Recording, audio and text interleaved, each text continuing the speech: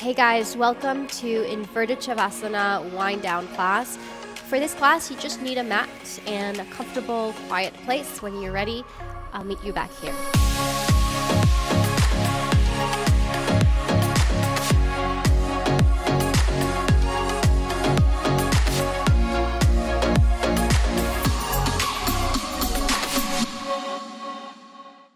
Okay, let's get started in a Sphinx pose. So we're going to lay down on our front side with the elbows underneath the shoulders. I like to take a Sphinx now because you probably know most of the work we've been doing has been all about maintaining that hollow position, with the exception of some of the forearm work we did.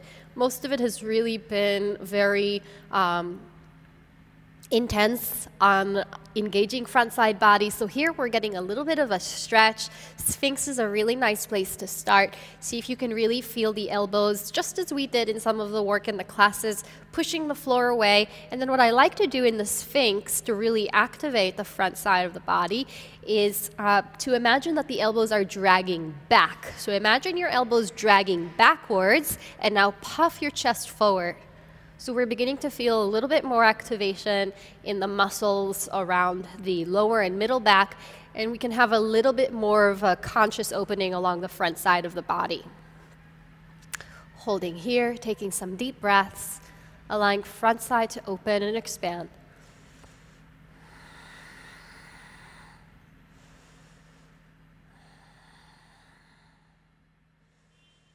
Good. From here, we're going to be taking just a gentle half frog position. So you'll angle your left forearm in, reach back, bending the right knee, and hold on to the right foot from the inside, big toe side of the foot. You might already, from this place, feel a stretch along the right thigh. If it's available to you, bend the right elbow and begin to turn the right fingers forward the same direction as the toes. Your glutes might begin to squeeze. See if you can completely relax the butt, completely relax your right thigh. Take a deep breath in, and on the exhale, to the degree that's available to you, press the heel down. Inhale and exhale. Inhale. Exhale. Last time like that. Inhale and exhale. Hold 3, 2, 1. Great. Change. Let's angle the right forearm in. Reach back, grab the left foot from the inside. Turn the fingers forward like the toes. Your elbow stays right underneath your shoulder there. Relax your left butt. Relax the space above your left knee. Take a deep breath, and on your exhale, press the heel down. No pain anywhere. Just a stretch along the top of the thigh, above your knee as well. Deep breath in, inhale. Exhale, pressing down. Last time like that. Inhale and exhale. Press down for 3, 2, 1. Great. So from here, we're going to open the arms out like a T. Good.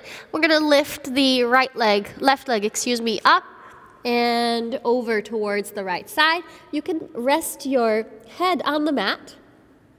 And from here, you can take your left arm behind you, maybe even interlacing fingers behind your back if that's available to you. Otherwise, just allowing your left arm to bend around the left back, around your backside. Good. You can place the left foot on the floor if that's more comfortable for you. Just getting a little stretch for the shoulders. Awesome. Come back to center, back into that T shape. Roll over onto the left hip. You can rest your head on the mat. You can place the right foot flat on the mat. And then from here, reach the right arm behind you. If it's too much, just bend your elbow and let your arm rest behind your back. Otherwise, you can try interlacing the fingers behind you. Pull the knuckles away from the back body and feel for a long stretch through the shoulders. Deep breaths.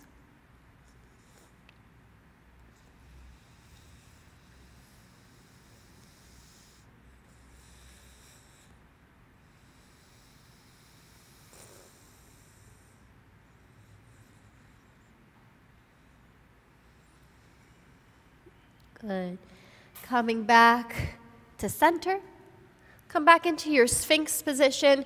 Inhale, lift the left leg up and over again. So this time we're getting a little bit more of a twist. The left elbow can lift off the mat. A little bit of a tuck to the tail so that we can increase the twisting sensation above the navel. Good. Come back to center. Lifting the right leg up and over. Pressing away with the left elbow, right elbow can lift. A little bit of an extension or a tuck even to the tailbone. Keep working the left side of the chest down towards the floor so we have a twist. And come back to center. Really nice. Okay, bend your knees and grab your feet from the outside. Take a deep breath. And on your exhale, lift up just halfway in your floor bone. Not all the way, just halfway. And from here, roll over to the right side. Rest your head on the mat again. Roll over to the right and relax your legs down. Good. Let your left hip, left knee relax downwards. From here, take a deep breath. And as you exhale, kick into your left hand. Good. Let the left side open a little bit more. Left shoulder, left hip. Stretching the front side of the body. Kick into the left hand one more time. Good. And slowly back to center. Roll back onto your belly.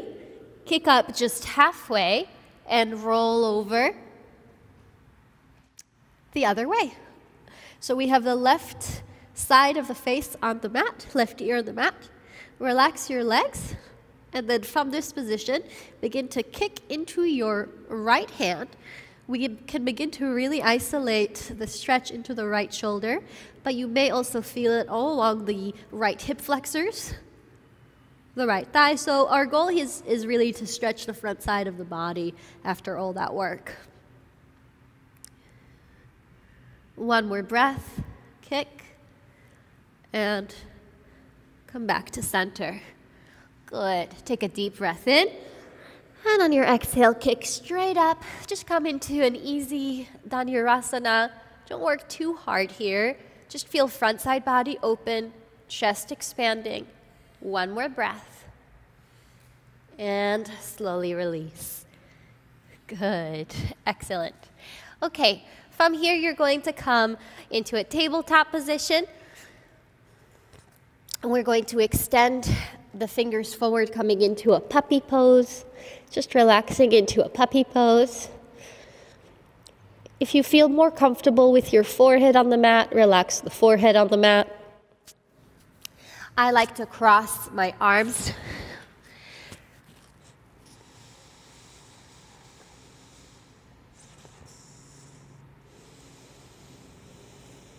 Find some breathing, deep breathing here.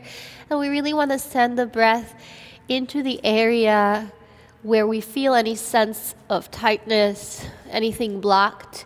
Use your breath to go into that space and massage it. Make it a little more spacious, more free. Relaxing the jaw, relaxing the forehead.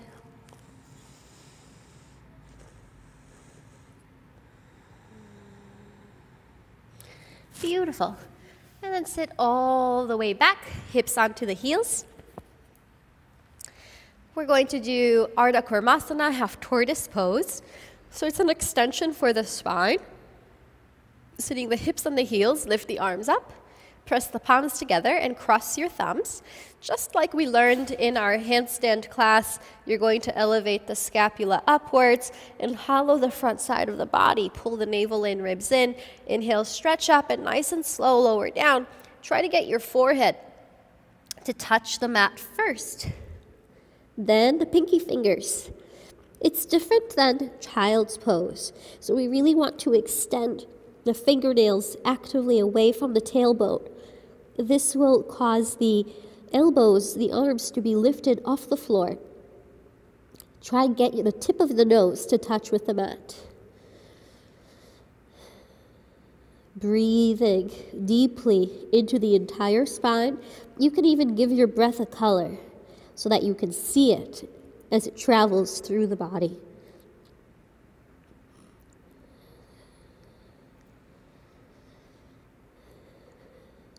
Pressing the shins down, nice and slow. Lift yourself up, arms with the ears. And exhale, release the arms. Beautiful. So let's swing the legs underneath. And just like we did for the warm-up, you're going to wrap the arms underneath the legs. And press away. Press away to create a U shape between the arms. Go ahead and tuck the chin into the chest, rounding the spine.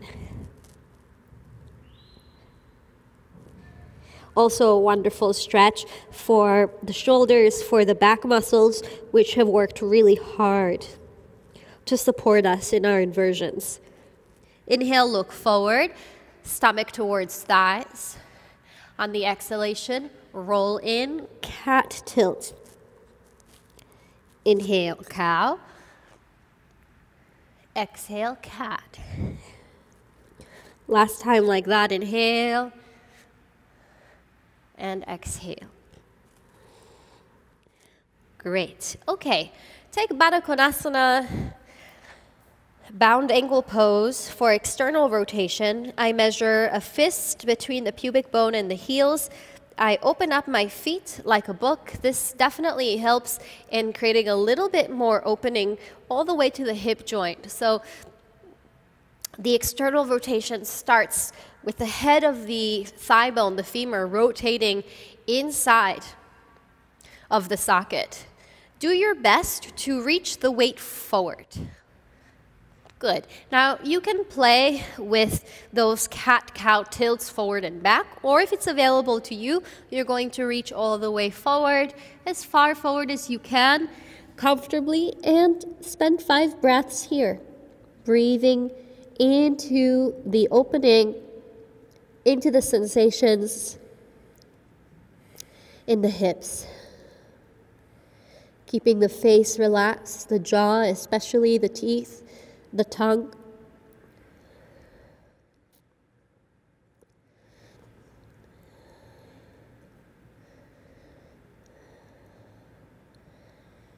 Nice and slow. Lift yourself up. Go ahead and close your knees. You're going to scooch forward and come into Halasana, plow. Interlace the fingers behind you.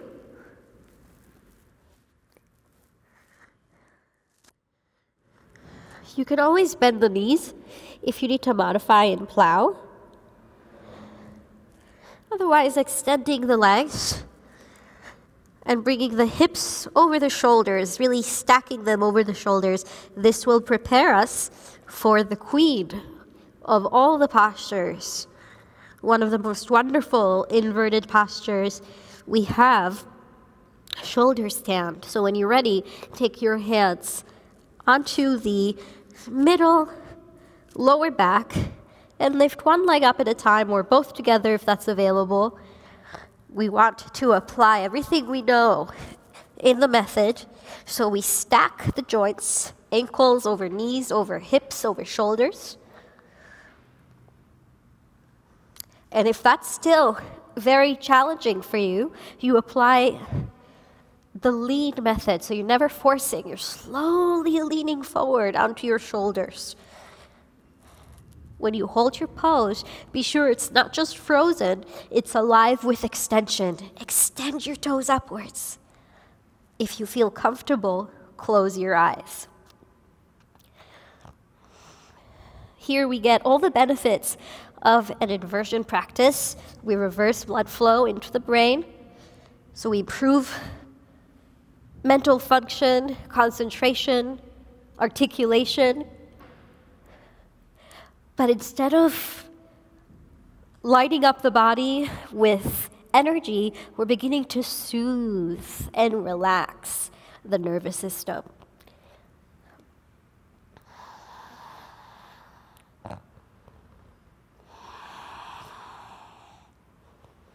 You can really begin to take this pose and stay in it as long as is comfortable for you. It's a wonderful inversion to stay for an extended amount of time in. When you're ready, you're going to bend your knees and slowly release the knees on either side of your ears for ear pressure pose. Just getting a bit of a spinal flexion.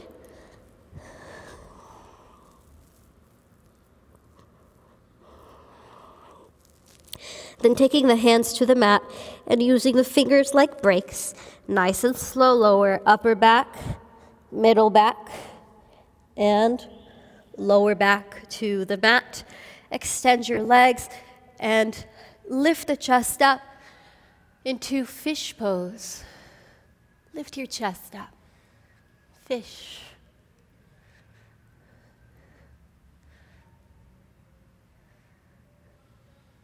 Nice and slow, lower down. Take the knees into the chest. And from here, using the right hand outside the left knee, let the knees draw over to the right side for a gentle twist.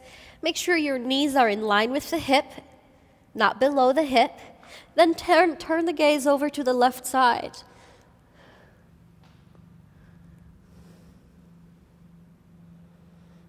Twists allow the spine to realign, come back to a neutral position.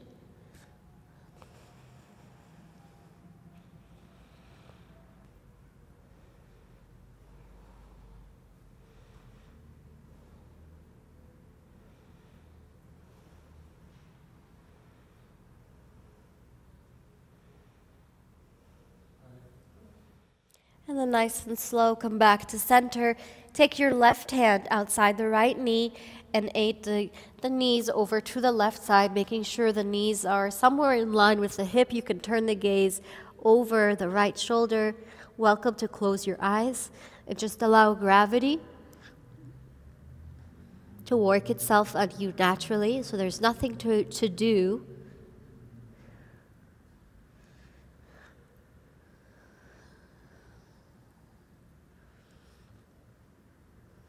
Preparing ourselves for our final Savasana.